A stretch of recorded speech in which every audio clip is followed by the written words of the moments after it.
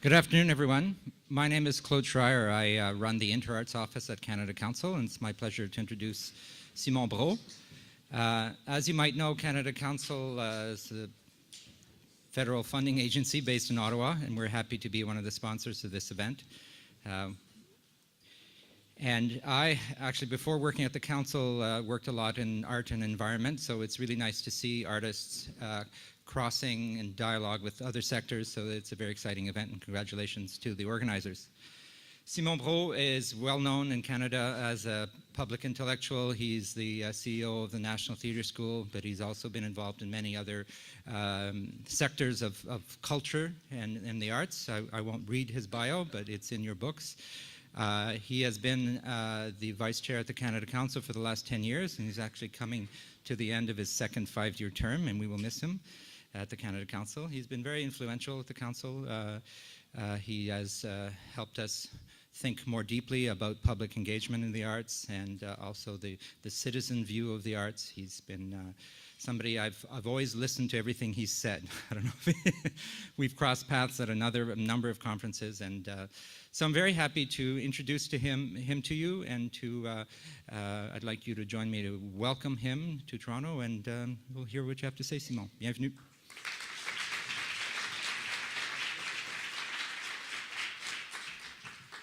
Merci, Claude. So good night. I want to,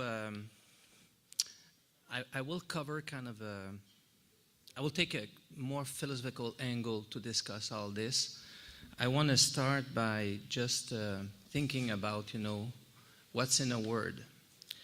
Sustainability is the capacity to endure.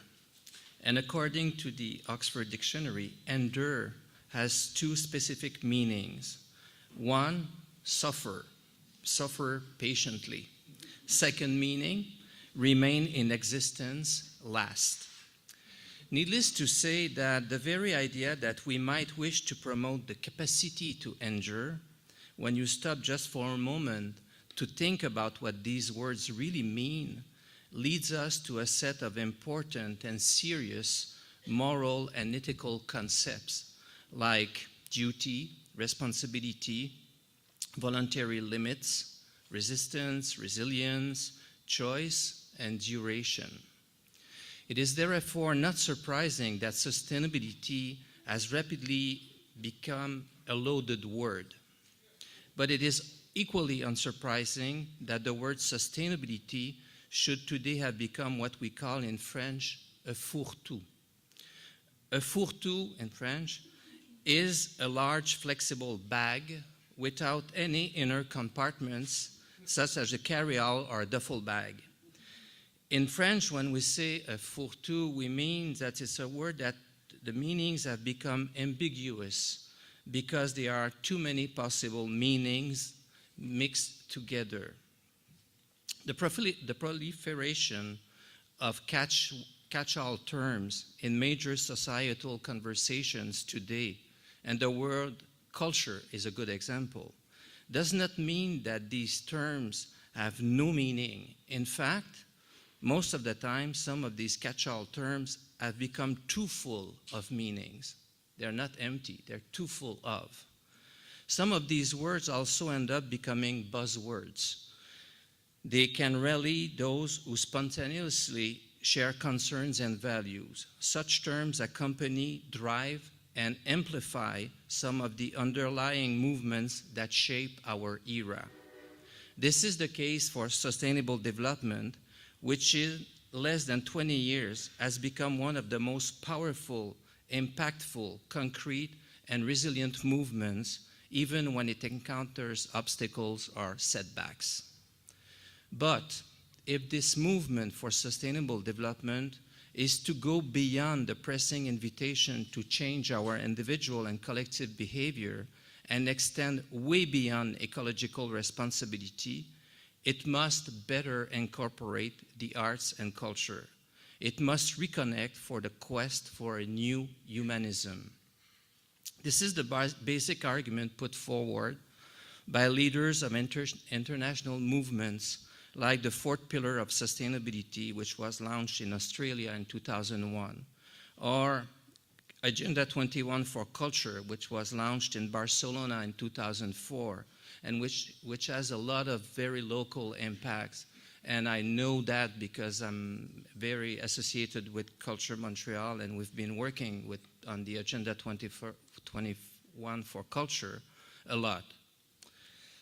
So I think it's important to remind ourselves that development does not mean growth. A great economist, François Pérou, defined growth as a sustained increase over a lengthy period of time of GDP. He therefore considered growth to be a quantitative concept. His view of development was, and I quote, "Development is all the positive technical, demographic, social, and other changes that occur in a geographical area. Development most often accompanies or precedes growth." End of quote. So he considered development as an essentially qualitative concept. And this distinction between growth and development is extremely important, but not always well established. We begin to realize that sustainable development cannot mean growth for the simple reason that growth by definition is not sustainable. Nevertheless, the temptation to use economic arguments to legitimize sustainable development is very widespread, and it's too easy to be taken in. Not only that, but people generally tend to believe that sustainable development means no more than taking environmental issues into account and making economic decisions. The very concept of sustainability thus become reduced to abstract calculations that could lead to socially acceptable compromises in response to questions like, how many resources can we reasonably consume without destroying nature too much? How much wealth do we need to live? And to what extent must wealth be shared to avoid the implosion of our systems? This vision perpetuates a view of development that conceals what really gives value to human existence. We ignore aspirations towards diversity, generosity, honor, principles, and dignity. That vision ignores accumulated knowledge and neglects the cultural life of communities and sometimes even artistic expression, the very engine of contemporary culture. So, without for a moment proposing to abandon everything that is positive in arguments for environmental accountability, and without ignoring everything that the Sustainable Development Movement has already accomplished, it strikes me that the time has come to forcefully defend the idea that any vision of development that fails to give consideration to culture in its broadest, very large sense is inevitably unsound because it does not engage people's imagination and creative capacities. Indeed, it is through culture that humans are being placed front and center in the quest for sustainable development by transforming it to a blueprint for civilization. Think about this for a moment. How can one express, interpret, channel or project dreams, hopes, creativity, needs, or projects of a community in all their diversity and singularity without the arts, without culture, and without reference to the world heritage and memory? Art and culture are what make ideation, transposition, interpretation, representation, awareness, communication, dialogue, emotion, mediation, and inclusiveness possible. They are essential to the progressive construction of an identity and to a sense of a common itinerary, if not arriving to a common destination.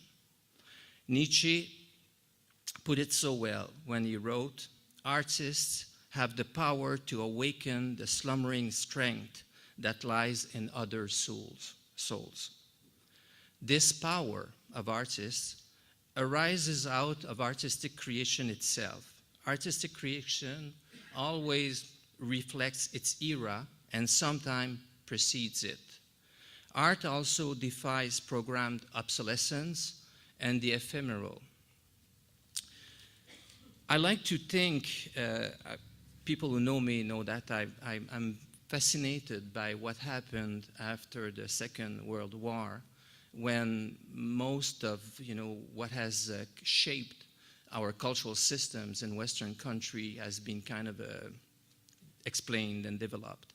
And I really, I find very interesting to read and quote today André Malraux, who was an adventurer, who was a writer, a poet, and also a politician, because he has been the first Minister of Culture in France under de Gaulle.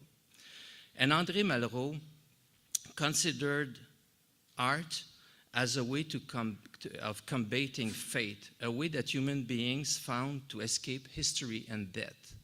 So he expressed this conviction very poetically in one of his books called Les Voix du Silence, and I quote, he said, "There is an immense beauty in an animal aware of impending death, hearing the song of constellations in the irony of the nebulae, and sending it to the randomness of the centuries to which unknown words will be added." It's very abstract, but he explained, he came back on that idea in another novel called La lutte avec l'ange, and he wrote in that novel, "The greatest mystery is not that we have been flung at random between the profusion of matter and the stars, but that within this prison we can draw from ourselves images powerful enough to deny our nothingness." I think it's a beautiful definition of what art is. So André Malraux was arguing that artistic creation is, in fact, an aspiration to a form of immortality through transmission. But in defending this thesis, Malraux was not necessarily arguing that every work of art was immortal. In fact, and I found that last year, in 1975, just a year before he died, he gave an interview on the French television, and he declared, "We today are beginning to see that the living presence of works of art is very problematical. How did our ancestors solve this problem? By the idea of immortality. Why is Venus admirable? Because she's immortal. Beauty is immortal. But for us today, the idea of immortal beauty is simply ridiculous. We know that during the 17th century, one of the world's greatest arts, Gothic art, was in some cases completely covered by awful third-rate stuff." That's André Malraux speaking. "We know that the art of antiquity completely dropped out of sight for more than 1,000 years. For us, metamorphosis isn't something obscure. It stares us in the face. To talk about immortal art today, faced with the history of art as we know it, is simply hot air. Every work," and that's very interesting, especially for theater people, "every work has a power of resurrection or doesn't. If it doesn't, end of the story. But if it survives, it is by a process of resurrection, not by immortality." Interesting for anyone working on rehearsing Shakespeare today. "There's no work of art exempt from a descent into hell." So then the interviewer asked André Malraux, "A bit like those rivers that disappear into the earth and then reappear without any obvious reason." Malraux responded, "Yes, and we're putting our finger on an issue of major importance, a straightforward matter obvious to all of us. On this earth of ours, where everything is subject to the passing of time, only one thing is both subject to time and yet victorious over it, the work of art."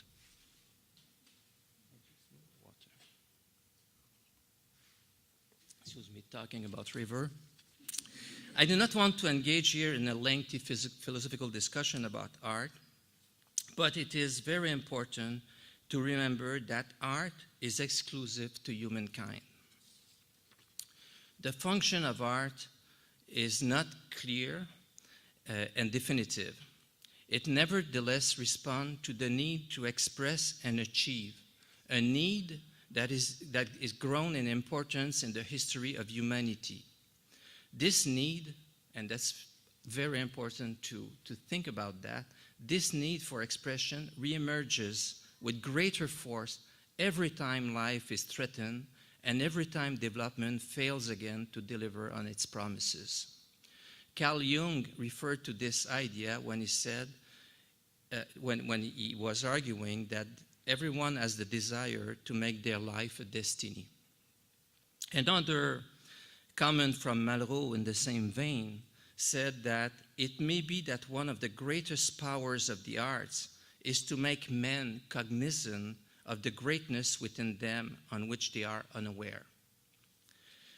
So, art has the capacity to help us escape from the contingencies of everyday life, the very limit imposed by natural, material, and physical conditions, the moral, political, and mental restrictions, and especially the tyranny of time. There is often an element of transgression involved. Art confronts us with what we do not understand and gives us access to many different possibilities without dictating a single one. Art frees us from the oppressive idea that we are only what we are. It keeps us from having to live in constant disillusion and gives us hope. Nietzsche wrote, "We have heart in order not to die of the truth." It's interesting to then look what professional artists do, because professional artists engages in activities that appear to be inscribed in time, but they do so by embodying our deepest aspirations towards perfection and persistence. The very nature of artistic work means constant challenges, because artists must withdraw from society for more or less extended periods of time to do what they have to do.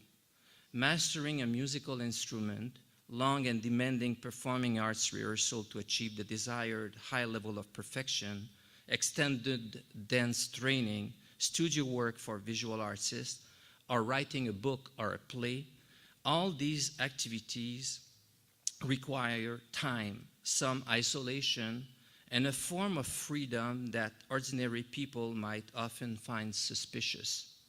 Artists, in theater for example, are often torn between the intimacy required for periods of incubation, analysis, and rehearsal, when they are, in fact, among themselves, and the eventual need to go out and encounter the audience, which ultimately gives meaning to their art. This reconnection is integral to their art form, and that's why we call it living art, performing arts. In Crisis in Culture, Hannah Arendt maintained that from the viewpoint of sheer durability, artworks clearly are superior to all other things, since they stay longer in the world than anything else.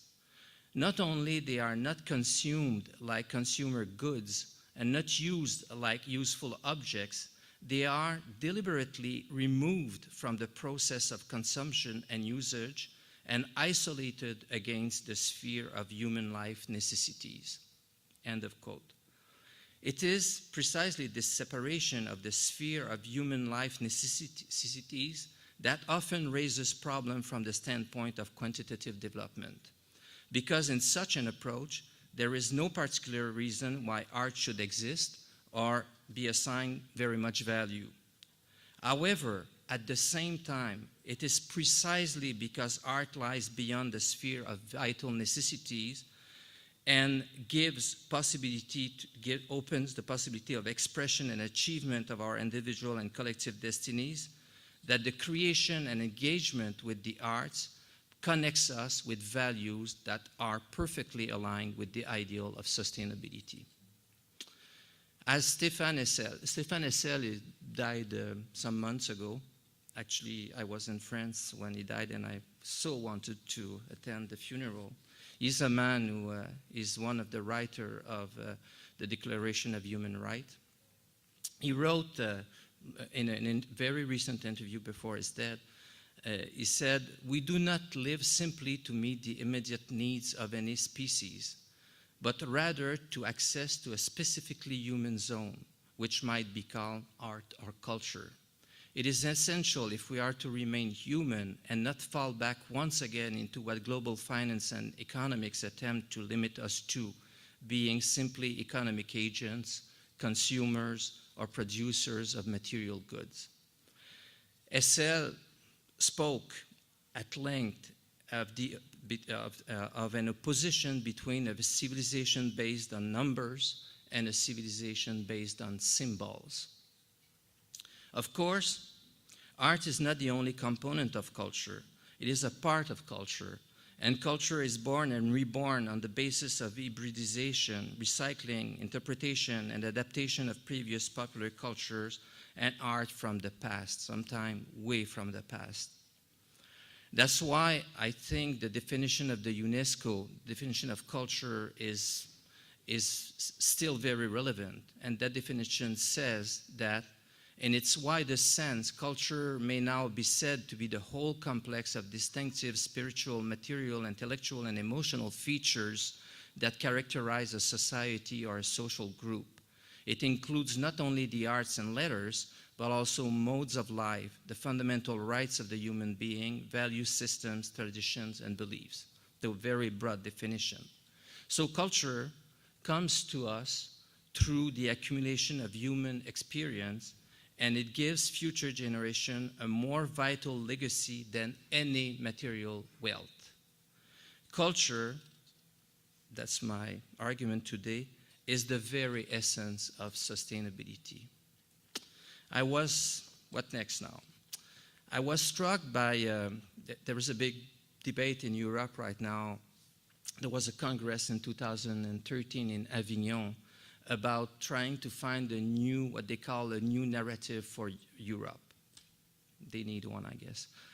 There's an interesting Italian artist called Pistoletto who argued, and I thought was very wise, that the end of the first biblical paradise, full of ignorance, was defined by the bite into an apple.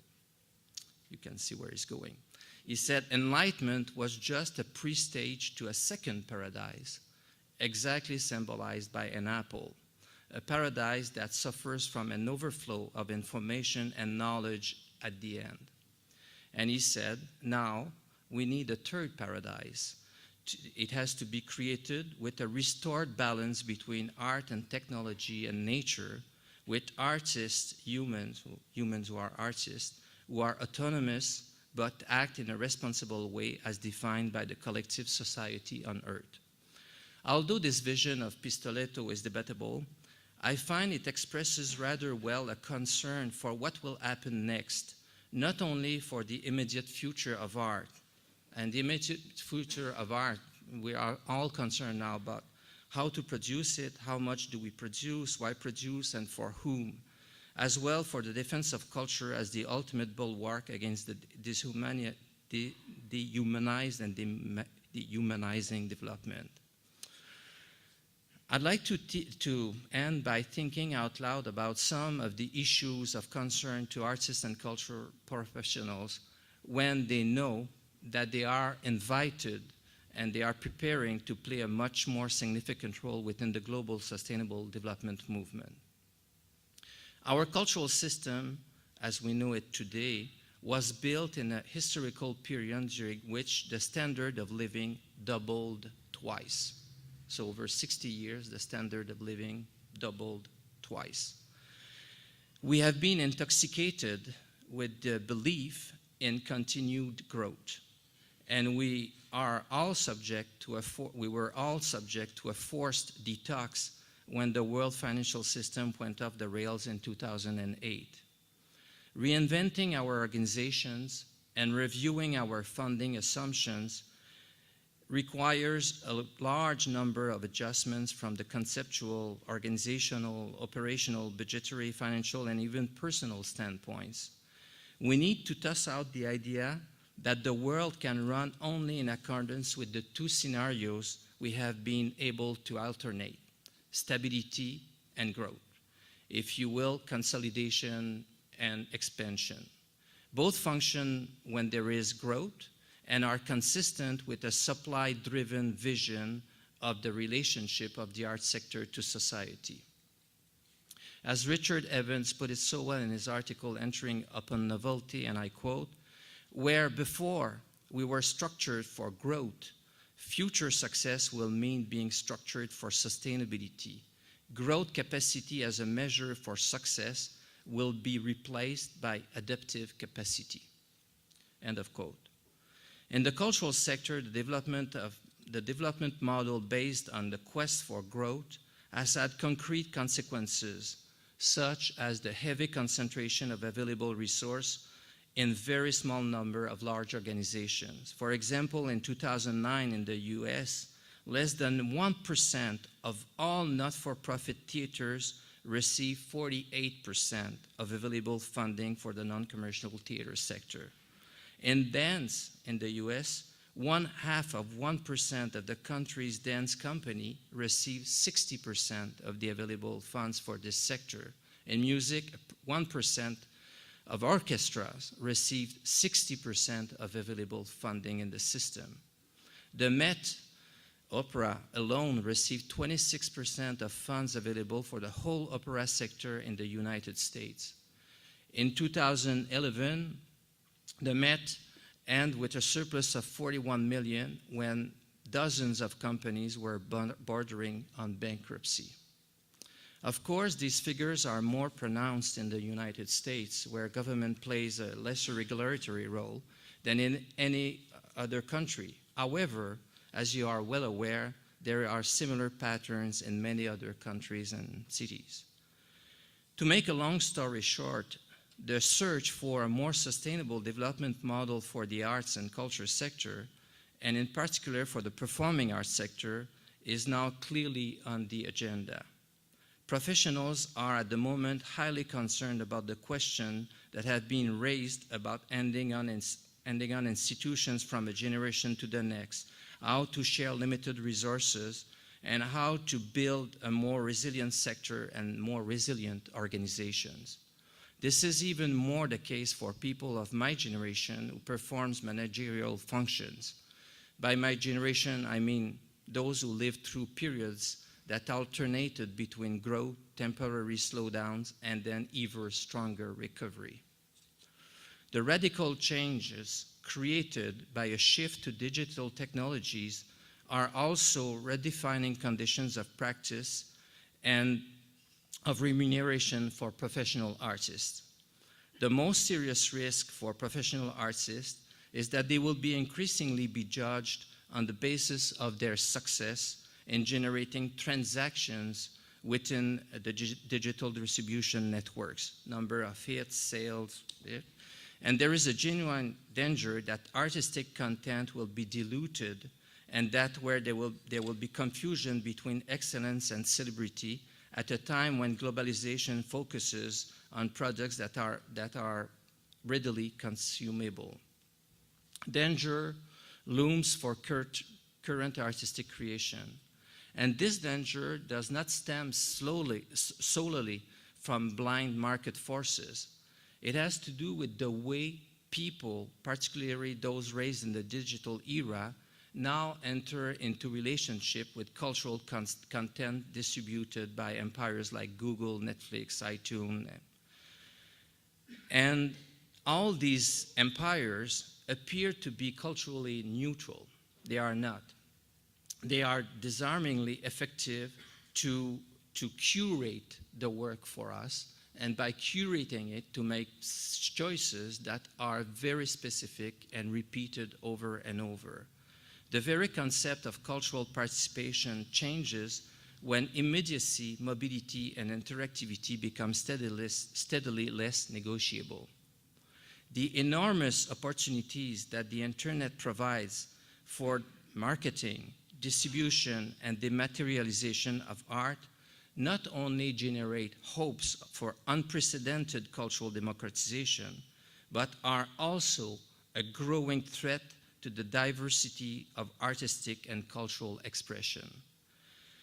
We must find a way to implement sustainable development principles at a time when the freedom of creators and the diversity of cultural expression need to be placed in the forefront. Support for creation to protect art from the nefarious impact of the market economy, and efforts to cultivate appreciation for the finest and most sublime work of art. For more than 6 decades, these two have been the two combined and inseparable reasons given to legitimize government interventions to support arts and cultural development in many countries. The legitimacy of government action to protect the arts and access to culture is well entrenched in Article 27 of the Universal Declaration of Human Rights adopted in 1948, saying that everyone has the right freely to participate in the cultural life of the community, to enjoy the arts, and to share in scientific advancements and its benefit. Here in Canada, the mandate of the Canada Council echoes that Universal Declaration. And in the law of the Canada Council, it is said clearly that the objects of the Council are to foster and promote the study and enjoyment of and the production of works in the arts. Article 27 of the Declaration of the Canada and the Canada Council's mandate have not grown old. They remain decidedly relevant in 2014. So much that the time has come to make a broad effort to remind people of what they say. Because global cultural supply creates the illusion that human beings have at this very moment all the symbolic content they need to express themselves, understand one another, communicate, dream, determine their fate, or even fuel their imaginations. And yet, sociological data and observations for all the countries that support their arts sector and their own cultural industry reveal that a great deal remains to be done if people are to fully enjoy and take part in the artistic and cultural life of their community, city, or country. The huge amount of cultural content and experiences, whether paid or otherwise, commonplace or excellent, still does not protect the rights of content creators or assure the very access and participation in everyone's in the artistic and cultural life. Today, more than ever, it must be admitted that not everything amounts to issues of money, logistic, and consumption. The issues that persist are once again those pertaining to values, rights, democracy, the development of everyone's full potential, in other words, human development issues. The Canada Council and similar public bodies must therefore address the imperatives of research, creation, production, dissemination, and appreciation of art that the market has never dealt with and will never deal with. It must do so in partnership with the education system, in alignment with the other large missions of states, and together with civil society, not to mention individuals, companies, and foundations that choose to invest in such things. What this means is realigning support for the arts and encouraging enjoyment of the arts from a social perspective by making human development sustainable at every level, from the global to the local. There has been a growing understanding of this challenge in the fields of education, environment, economic development, science, health, and social services. It is being addressed and better understood by governments, municipalities, communities, and even increasingly the workplace. Not only this opens up a potential field of practice for many professional artists, educators, scientists, but more importantly, it is a vast incubator of new approaches that would make art truly socially relevant again and stimulate the appreciation and practice of all its disciplines. Upstream and downstream, it is the greatest conversation about incorporating the arts and culture in the general discourse and about action to promote sustainable development. There is naturally a need for more experimentation, research, fieldwork, mediation initiatives, creation, and even co-creation with or without the support of public, private, and social institutions. The practice of art is changing, and our relationship to art and culture is changing. But what remains true and will continue to remain is that we have not yet discovered a human activity that can do as much as art to re-enchant our lives, our living spaces, and our world. Culture is the future of humanity because it allows people to imagine that the future is possible, and even more so, it helps it to emerge. Thank you.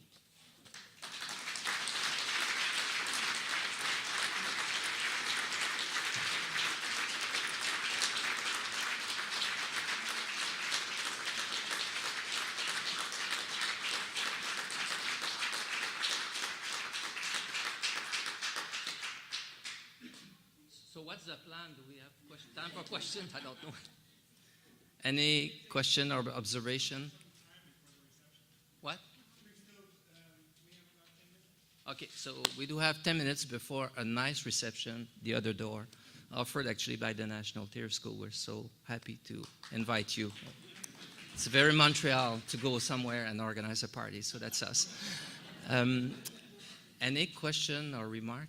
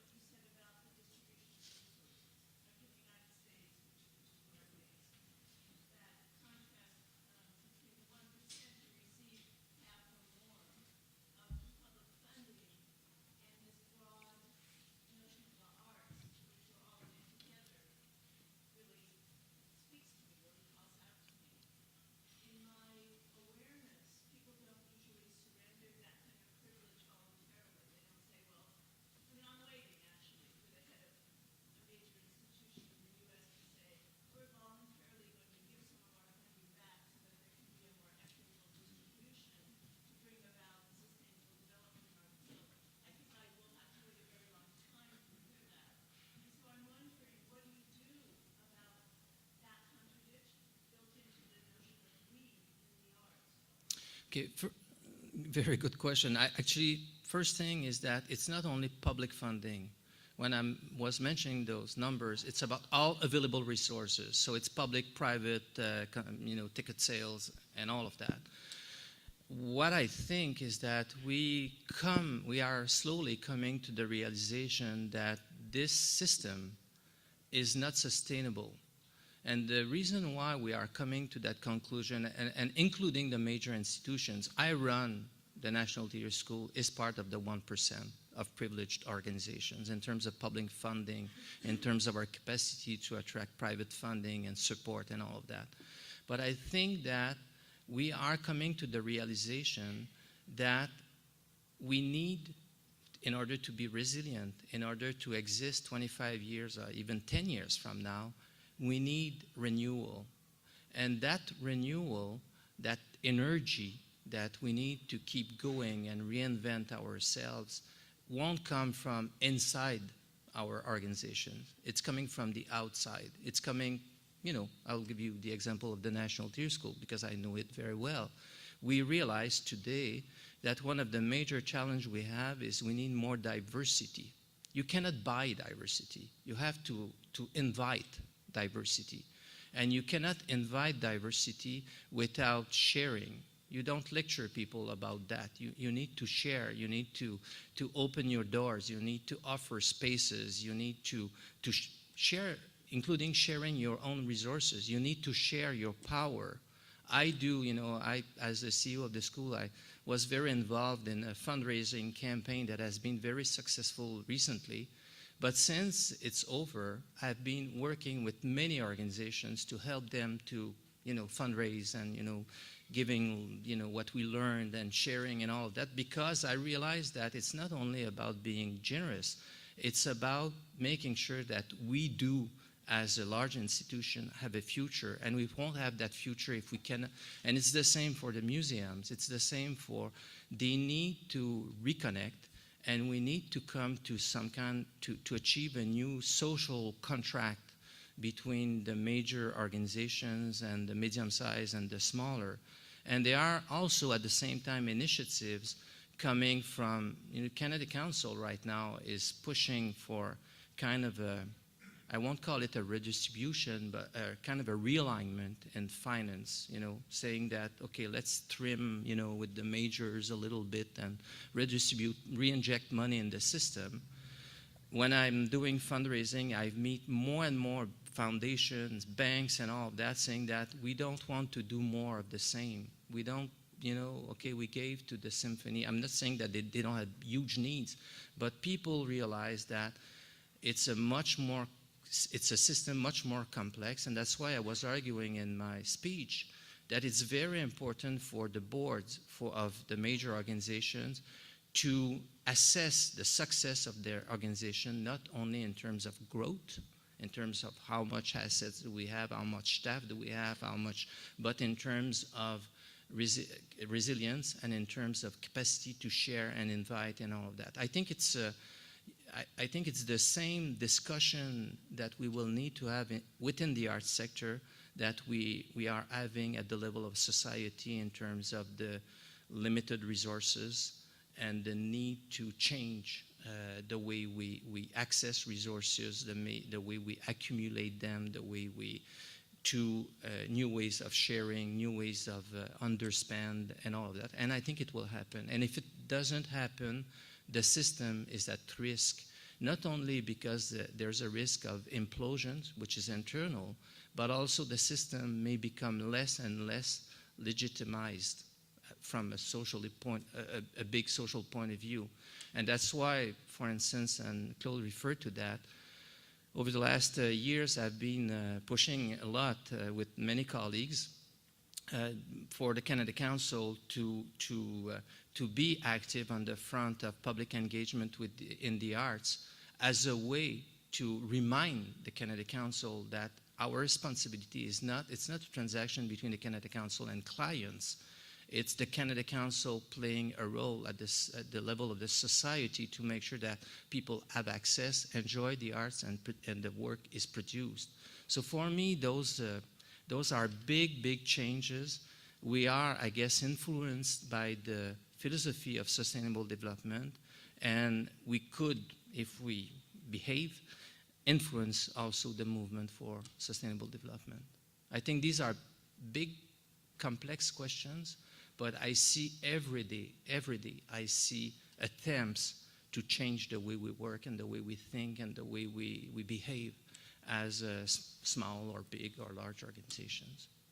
There's an awareness that those questions are important. It's not a final answer, it's a discussion, but any other remark or question?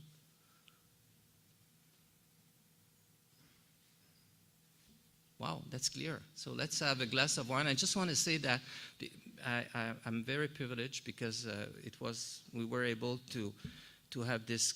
I was able to be here today and have my board of the National Theatre School in Toronto tomorrow. So I have on those two tables many of my boss, the board of the Canada Council. So they will be at the reception if you want to talk with them. It's very important for us because we're traveling, we're trying to learn, we're trying to be in all those conversations. And frankly, if you want to see a translation of everything I said into a very concrete plan for a large institution, you go on the website of the National Theatre School. We just published a plan for the next 7 years. It's called the Future and Present Intersects with the Future. And it's really about actually organizing a cultural revolution at the National Theatre School to reinvent ourselves as an organization of the next century. So you can read that. It's very concrete, it's very practical, and it gives a sense of that all those ideas are not abstractions, but they are a guide for action. So thank you very much for your attention, and we will talk during the reception. Thank you.